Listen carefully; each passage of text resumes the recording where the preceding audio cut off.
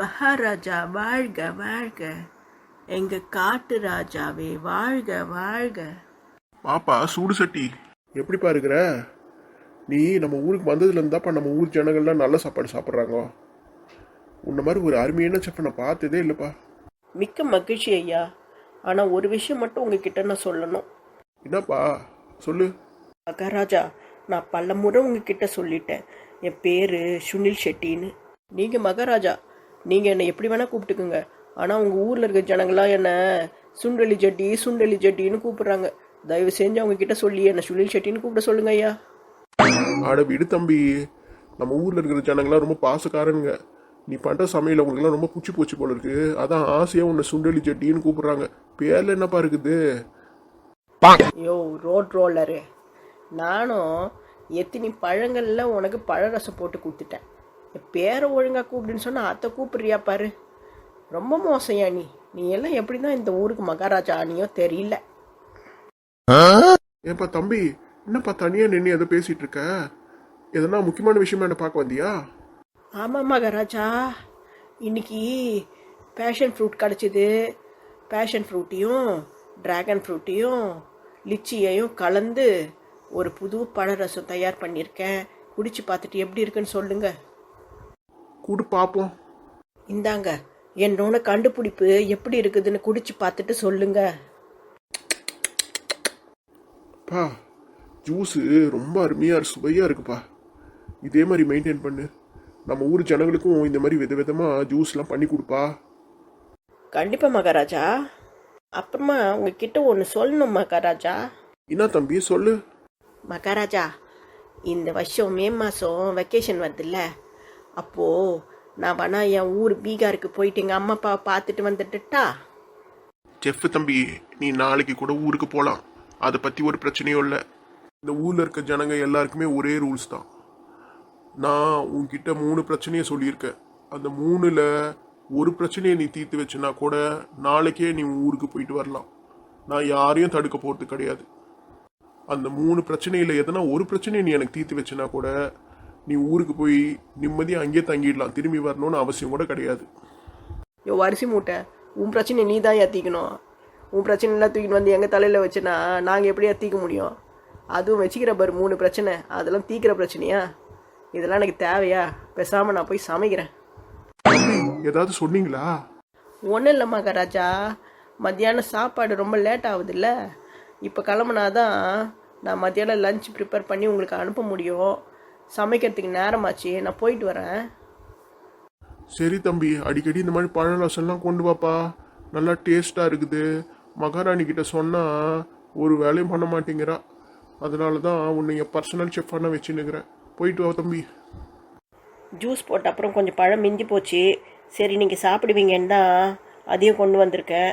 இங்கே வச்சுருக்கேன் பாருங்கள். உங்கள் இஷ்டம் போல் சாப்பிடுங்க. கொஞ்சம் மகாராணிக்கு கொடுங்க. நான் போயிட்டு வரேன் மகாராஜா. வேற மாநிலத்திலேருந்து வந்தாலும் இந்த தம்பி ரொம்ப நல்ல தம்பியாகுது. பழரசம் ரொம்ப டேஸ்ட் ஆகுது. என்னத்த கலந்தாங்கன்னே தெரியல. இதில் அருமை அருமை.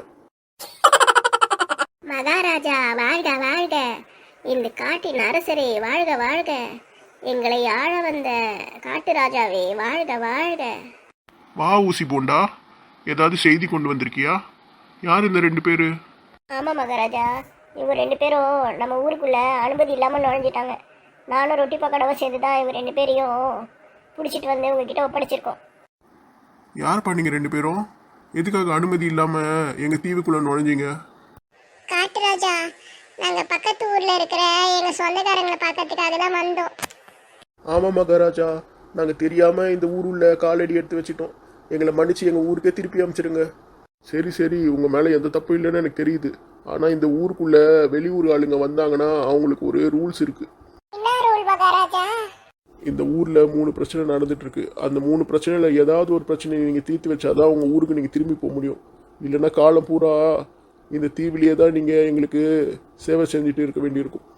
ஐயோ மகாராஜா, நாங்கள் அந்த பிரச்சனையை தீர்த்து வைக்கலன்னா எங்களை சாப்பிட்டுருவீங்களா? சே அந்த மாதிரிலாம் பண்ண மாட்டோம் தம்பி. நாங்கள் மனுஷங்களை அடித்து சாப்பிட்றத 10 வருஷத்துக்கு முன்னாடியே நிறுத்திட்டோம். அதெல்லாம் நாங்கள் தடை பண்ணி ரொம்ப வருஷம் ஆகுது. மகாராஜா, என்ன காரணம்னு தெரிஞ்சுக்கணுன்னு ஆசையாக இருக்குது. கொஞ்சம் சொல்ல முடியுமா? இந்த மனுஷ பயலுங்க கையில் கிடக்கிற கண்டதையும் எடுத்து சாப்பிட ஆரம்பிச்சிட்டானுங்க. இந்த மாதிரி அவனுங்க சாப்பிட்றதுனால எங்களுக்கு தான் பிரச்சனை. என்ன பிரச்சனை? இவனுங்க கண்டதையும் தின்னு பிபி சுகரு கொலஸ்ட்ரால்னு எல்லாரையும் வர வச்சுக்கிறானுங்க. இவனுங்களை அடித்து சாப்பிட்டா அது நம்ம உடம்பையும் அஃபெக்ட் பண்ணுது, எல்லாருக்கும் வயிற்றால போகுது. இயற்கை எண்ணெய் எங்களுக்கு நல்ல பழங்க காய்கறிங்க அது மட்டும் இல்லாமல் கால்நடைகளும் கொடுத்துருக்கா. அதனால நாங்கள் அவங்கள சாப்பிட்றமே தவிர இந்த மாதிரி மனுஷங்களை சாப்பிட்றதெல்லாம் நிறுத்திட்டோம். அப்பாடா நாங்கள் தப்பிச்சோண்டா. மகாராஜா, உங்களுக்கு ஏதோ 3 பிரச்சனைன்னு சொன்னீங்களா? அது என்னன்னு சொன்னீங்களா? அதை தீர்த்து வைக்க நாங்கள் முயற்சி பண்ணுவோம். சரி, நான் நேராகவே விஷயத்துக்கு வரேன். எனக்கு ஒரு அழகான இளவரசி இருக்கா. அவளை கல்யாணம் பண்ணி கொடுக்கணும்னு நினைக்கிறேன். ஆனால் அவள் கல்யாணத்துக்கு ஒத்துக்க மாட்டேங்கிறா. அவளை எப்படியாவது கல்யாணத்துக்கு ஒத்துக்க வைக்கணும். முயற்சி பண்ணுறேன் மகாராஜா. அடுத்து என் பொண்டாட்டிக்கு ஒரு வருஷமாக ரொம்ப வயிற்று வலி, ஓவராக கேஸ்ட்ரிக் ட்ரபிளாக இருக்குது. அது சரி செய்யணும். மகாராஜா, அது ஒன்றும் பெரிய பிரச்சனை இல்லையே. உங்கள் ஊரில் இருக்கிற மருத்துவர்கிட்ட காமிங்க, அவர் அந்த பிரச்சனைக்கு தீர்வு கொடுத்துருவார். நாங்கள் வேறு ஊரில் இருக்க டாக்டரை பிடிச்சிட்டு வந்து எங்கள் ஊரில் வச்சு 1 வருஷம் ஆகுது. ஆனால் அவர் கொடுக்குற எந்த மருந்துலேயுமே என் பொண்டாட்டிக்கு வயிறு வலி சரியாக மாட்டேங்குது. அது என்ன ஏதுன்னு கொஞ்சம் பார்க்கணுமா? அந்த 3வது பிரச்சனையே சொல்லுங்க மகாராஜா, அதையாவது தீர்க்க முடியுதான்னு பார்க்குறோம். எங்கள் காட்டு இளவரசியை கல்யாணம் பண்ணிக்கணும்னா இந்த ஊரில் கிடைக்காத அதிசயமான பொருளை எடுத்துகிட்டு வந்தால் தான் கல்யாணம் பண்ணி கொடுப்பேன்ட்டு நான் ஒரு நிபந்தனை போட்டேன். அதிசயமான பொருள்லாம் என்னது? அதாவது மந்திரத்தன்மை இருக்கிற பொருள். சரி, பக்கத்து காட்டில் இருக்கிற 2 இளவரசருங்க அதிசய பொருள் 2 கொண்டு வந்து எனக்கு தான் இளவரசியை கல்யாணம் பண்ணி கொடுக்கணும்னு சண்டை போட்டுகிட்டே இருக்காங்க. இப்போது அந்த பொருளை வாங்கி நான் தான் வச்சுருக்கேனே தவிர அந்த பொருள் எது உயர்ந்ததுன்னு எனக்கு தெரியல.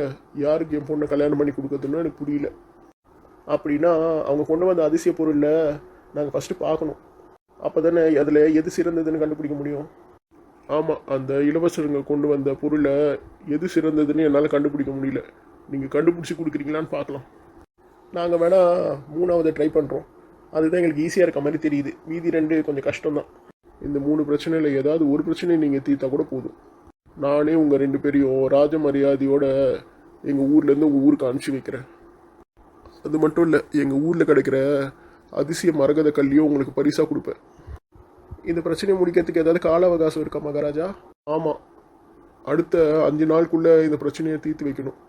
இல்லைன்னா நீங்கள் எங்கள் ஊரில் அடிமையாகவே கடைசி வரையும் வாழ வேண்டியதுதான். நம்ம ஊருக்கு போக முடியாதா? கண்டுக்குட்டி, முடியாதுன்னு ஒரு விஷயம் இந்த உலகத்தில் இல்லவே இல்லை. நம்ம ஏதாவது முயற்சி பண்ணுவோம். இப்போதைக்கு நீ அழுவாத, வா. மகாராஜா, நாங்கள் முயற்சி பண்ணுறோம். டேய் ஊசி போண்டா, இவங்க 2 பேரையும் நம்ம விருந்தினர் மாளிகைக்கு கூட்டிகிட்டு போ. இவங்க கொஞ்ச நேரம் ஓய்வு எடுக்கட்டும். பார்க்க ரொம்ப சோர்வாக தெரியுறாங்க. அப்படியே நம்ம செஃப் இருக்கார்ல சுண்டலி செட்டி, அவர்கிட்ட சொல்லி இவங்க 2 பேருக்கு பிடிச்ச மாதிரி உணவு சமைச்சு கொடுக்க சொல்லுடா. இன்னும் 5 நாளைக்கு இவங்க நம்மளோட விருந்தாளிங்க. சரி மகாராஜா, நீங்க சொன்னபடியே செய்யறேன். மகாராஜா, இங்க இருக்கிற பேஷன் ஃப்ரூட் நான் எடுத்துக்கலாமா? நாட்டுக்குட்டி, உனக்கு இங்கே இருக்க எந்த பழம் பிடிச்சிருந்தாலும் நீ எடுத்து சாப்பிடலாம்ப்பா. என்னை கேட்கணும்னு அவசியமே இல்லை. எங்களோட விருந்தாளிங்க. மகாராஜா மன்னிக்கணும், என் பேர் ஆட்டுக்குட்டி இல்ல கண்ணுக்குட்டி. சரிப்பா, ஏதோ ஒரு குட்டி. மகாராஜாக்கு வயசாகுது இல்லை, அதான் மருதி ஜாஸ்தி ஆயிடுச்சு. வேற ஒன்றும் இல்லைப்பா. மகாராஜா வாழ்க வாழ்க, காட்டு ராஜா வாழ்க வாழ்க. பாத்தியா பயபுலிய, சோறு போடுறேன்னு என்ன மாதிரி கூவுது பேரு. மக்களே, உங்களுக்கு நாங்கள் போடுற கதைங்கள்லாம் பிடிச்சிருந்துச்சுன்னா எங்கள் சேனலுக்கு லைக் போட்டு சப்ஸ்கிரைப் பண்ணி கமெண்ட் போடுங்க. உங்கள் ஃப்ரெண்ட்ஸுக்கெல்லாம் ஷேர் பண்ணி விடுங்க. இந்த மகாராஜா சொன்னால் கேட்பீங்கன்னு நினைக்கிறேன்.